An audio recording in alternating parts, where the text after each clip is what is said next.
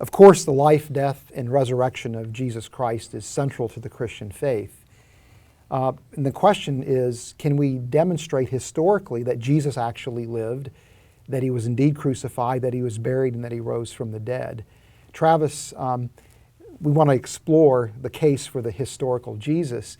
And I think it's actually interesting that there are New Testament scholars who are non-believers.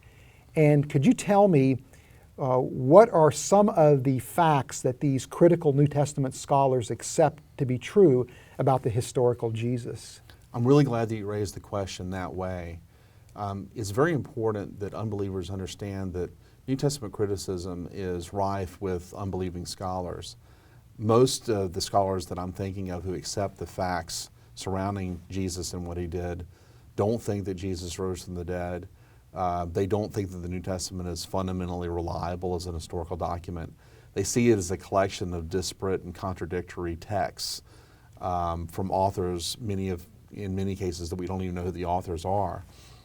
And so it's interesting that these critical scholars, from liberal to moderate to conservative, have reached a consensus on who Jesus was, or at least various facts about what he did.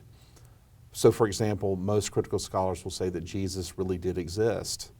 Most critical scholars will say that Jesus was a good and profound moral teacher. Most critical scholars will say that the historical Jesus had disciples. Most scholars believe that Jesus did extraordinary things during his ministry, like healings. Most scholars grant that Jesus claimed to be the Messiah of Israel, and many scholars will add that he claimed to be the unique Son of God. The majority of critical scholars will say that Jesus was crucified by the orders of Pontius Pilate. The majority of scholars believe that Jesus' corpse was buried in a tomb. It was given a proper burial by Joseph of Arimathea. And most scholars, believe it or not, believe that Jesus' tomb was later found empty by a group of his women followers. Almost all scholars, atheistic, theistic, what have you, will say that the disciples had experiences with Jesus as a living reality sometime after his death. And then all scholars will say that the disciples sincerely came to believe that Jesus had risen from the dead and that faith experience was life-changing for them. Wow, that's pretty impressive.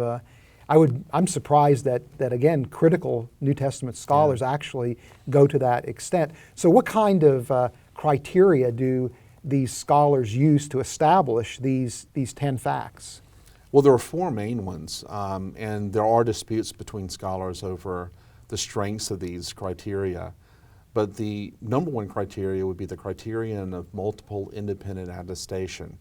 If you have a statement of Jesus or an event in the Gospels or an event that's described in the New Testament that is attested in more than one source, written or oral, then that raises the probability that that event happened. So, for example, the idea that Jesus was crucified, as I've said before, is multiply attested because we find it in Paul. John is clearly writing off a different tradition than Mark, so we have it multiply attested in Mark, John, and Paul. We also find the crucifixion in Josephus. So the crucifixion is very well attested from multiple sources. The criterion of embarrassment is another criterion that is appealed to among scholars. It's very unlikely that the later church is going to create a story that would be the cause of its own embarrassment. And probably the best example of this would be Jesus' baptism by John the Baptist. John the Baptist was going about baptizing people for the remission of sins, and yet Jesus comes to John and is baptized by him. Well, later Christian theology came to the conclusion that Jesus was a sinless person. So it's very unlikely that the church would just invent the story of John the Baptist baptizing Jesus, because that kind of story tends to raise the question, well, was Jesus really sinless? And that's why most scholars will say that story about Jesus being baptized by John is authentic. It really happened. There's the criterion of coherence. Once we establish a core group of facts about who Jesus was, then when we find stories that cohere well with the established facts about Jesus, then that raises the probability that this event is true. And then finally, there's the criterion of dissimilarity. If we find a statement of Jesus, for example, that cannot be paralleled or found in early Judaism or later Christian theology, then Jesus probably said something like that. And so these criteria are used when the New Testament scholar goes into the data, and from that data, they sift through what is more likely to happen than not, and they come to the conclusion that, yes, this is factual, or this is not well evidenced.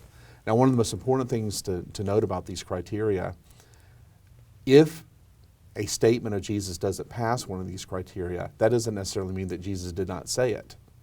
It simply means that it's not well evidenced. And so that's an important point to keep as we go throughout the study.